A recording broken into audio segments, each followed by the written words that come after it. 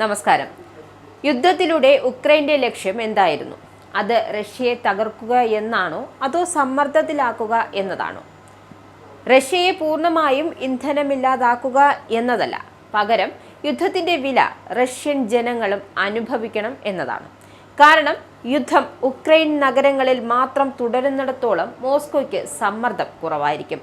പക്ഷേ petrol പമ്പുകളിലെ Q നീളുമ്പോൾ, ചരക്കു ഗതാഗതത്തെ ബാധിക്കുമ്പോൾ, വില ഉയരുമ്പോൾ അതിൻ്റെ രാഷ്ട്രീയ പ്രത്യാഘാതം സ്വാഭാവികമായി വലുതായിരിക്കും. ഇതിനിടെ മറ്റൊരു വലിയ തിരിച്ചടിയും റിപ്പോർട്ട് ചെയ്യപ്പെടുന്നു. ജൂലൈ മാസത്തിൽ റഷ്യയുടെ സമുദ്രമാർഗമുള്ള എണ്ണ ഉൽപ്പന്ന കയറ്റുമതി ഗണ്യമായി കുറഞ്ഞതായാണ് കണക്കുകളിൽ നിന്നും വ്യക്തമാകുന്നത്. ഡ്രോൺ ആക്രമണത്തെ തുടർന്ന് റിഫൈനറികളിലെ അറ്റകുറ്റപ്പണികളും പ്രവർത്തന തടസ്സങ്ങളുമാണ് പ്രധാന കാരണമെന്നതാണ് റിപ്പോർട്ടുകൾ. എന്നാൽ കഥയുടെ മറ്റൊരു വശം ഉണ്ട്. റഷ്യ ഇപ്പോഴും ലോകത്തിലെ പ്രധാന എണ്ണ ഉൽപ്പാദക രാജ്യമാണ്. അവർക്ക് വലിയ ശേഖരങ്ങളുണ്ട്, ബദൽ വിതരണ സംവിധാനങ്ങളുണ്ട്. അതുകൊണ്ട് ഈ ആക്രമണങ്ങൾ മാത്രം യുദ്ധത്തിന്റെ ഗതി ഉടൻ മാറ്റുമെന്ന വിലയിരുത്തൽ വിദഗ്ധർക്കില്ല. പക്ഷെ ഒരു കാര്യം വ്യക്തമാണ്. എന്താണത്? ഉക്രൈൻ ഇപ്പോൾ യുദ്ധം അതിർത്തിയിൽ മാത്രമല്ല നടത്തുന്നത്, റഷ്യയുടെ സമ്പദ് വ്യവസ്ഥയുടെ ഹൃദയഭാഗത്തേക്കാണ് ആക്രമണം നീങ്ങുന്നത്. അതുകൊണ്ട് തന്നെ ഇന്ന് ലോകം ചോദിക്കുന്നത്, റഷ്യയ്ക്ക് ടാങ്കറുകളും മിസൈലുകളും ധാരാളം ഉണ്ടാകാം, പക്ഷേ ഇന്ധന പ്രതിസന്ധി നീണ്ടുപോയാൽ പുടിന്റെ ഏറ്റവും വലിയ വെല്ലുവിളി യുദ്ധഭൂമിയിൽ നിന്നല്ല, മറിച്ച് പെട്രോൾ പമ്പുകളിൽ നിന്നാകുമോ എന്നാണ്. അതാണ് വരാനിരിക്കുന്ന മാസങ്ങൾ തീരുമാനിക്കുന്നതും. എന്തായാലും റഷ്യൻ പ്രസിഡന്റ് വ്ളാഡിമിർ പുടിന്റെ 13,000 കോടി വിലമതിക്കുന്ന കരിങ്കൽ തീരത്തെ ആഡംബര ബംഗ്ലാവിനെ സംരക്ഷിച്ചിരുന്ന വ്യോമ പ്രതിരോധ സംവിധാനം ഉക്രൈൻ തകർത്തെറിഞ്ഞു. ഡ്രോൺ ആക്രമണത്തിലൂടെയാണ് വസതിയുടെ സംരക്ഷണാർത്ഥം സ്ഥാപിച്ച 2 കൂറ്റൻ S-400 മിസൈൽ വിക്ഷേപണങ്ങളെ യുക്രൈൻ തരിപ്പണമാക്കിയത്. തെക്കൻ റഷ്യയിലെ ഗെലേൻഷുപ്പിലുള്ള ബംഗ്ലാവിൽ നിന്നും ഏതാണ്ട് 19 കിലോമീറ്റർ അകലെയാണ് ഇവയുണ്ടായിരുന്നത്. വിമാനങ്ങൾ, ഡ്രോണുകൾ, ക്രൂയിസ് മിസൈലുകൾ എന്നിവയെ പ്രതിരോധിക്കാൻ ശേഷിയുള്ള വിധമാണ് ഇവ രൂപകൽപ്പന ചെയ്തിരുന്നത്.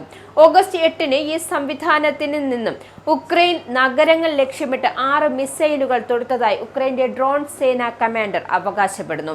ഇറ്റാലിയൻ ശൈലിയിൽ നിർമ്മിച്ചിരിക്കുന്ന കൂറ്റൻ ബംഗ്ലാവ് പുടിന്റെ കൊട്ടാരം എന്നാണ് അറിയപ്പെട്ടിരുന്നത്. ഇലക്ട്രോണിക് യുദ്ധമുറ സംവിധാനങ്ങൾ ഉൾപ്പെടെ വിന്യസിച്ച അതിസുരക്ഷാ വിമാന നിരോധിത മേഖലയിലാണ് ഈ വസതി. അന്തരിച്ച റഷ്യൻ പ്രതിപക്ഷ നേതാവ് അലൻസ്കി നവൽനിയുടെ നേതൃത്വത്തിലുള്ള അഴിമതി വിരുദ്ധ ഫൗണ്ടേഷൻ 2021-ൽ വസതിയെക്കുറിച്ചുള്ള അന്വേഷണം നടത്തിയിരുന്നു. കാസിനോ, മുന്തിരിത്തോട്ടം, spa, ice skating rink, theatre, dance room, hookah lounge, aquatic disco എന്നിവ സമുച്ചയത്തിൽ ഉണ്ട് എന്നാണ് വ്യക്തമാക്കുന്നത്. 2023-ൽ ഒരു ചാപ്പലും കൂട്ടിച്ചേർത്തിരുന്നു. ഈ വസതിയിൽ പുടിൻ അപൂർവമായി മാത്രമേ എത്താറുള്ളൂ എന്നാണ് റിപ്പോർട്ട്. എന്നാൽ മോസ്കോയിൽ നിന്നും 300 കിലോമീറ്റർ കിഴക്ക് വാൽഡേ തടാക തീരത്തിലുള്ള കനത്ത സുരക്ഷയിലുള്ള വസതിയിലാണ് കൂടുതലായി കഴിയുന്നത്. എന്തായാലും റഷ്യയിലെ പ്രധാന തുറമുഖ നഗരമായ നൊവോറോസ്കിയിൽ ഉക്രൈൻ നടത്തിയ വൻ ഡ്രോൺ മിസൈൽ ആക്രമണത്തിൽ 2 പ്രധാന ധാന്യ കയറ്റുമതിയിലെ ടെർമിനലുകൾക്ക് കേടുപാടുകൾ സംഭവിച്ചു.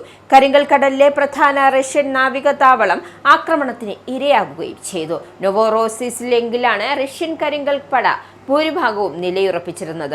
ആക്രമണത്തിൽ കുട്ടി ഉൾപ്പെടെ 3 പേർ കൊല്ലപ്പെട്ടിരുന്നു. 24 പേർക്ക് പരിക്കേറ്റു. 4 റഷ്യൻ യുദ്ധക്കപ്പലുകൾക്ക് കേടുപാടുകൾ സംഭവിച്ചതായി ഉക്രൈൻ അവകാശപ്പെട്ടു. റഷ്യ ഇതേക്കുറിച്ച് ഇത്രയും നേരം പ്രതികരിച്ചിട്ടില്ല. നൊവോറോസ്കിയിൽ അടിയന്തരാവസ്ഥ പ്രഖ്യാപിക്കുകയും ചെയ്തു.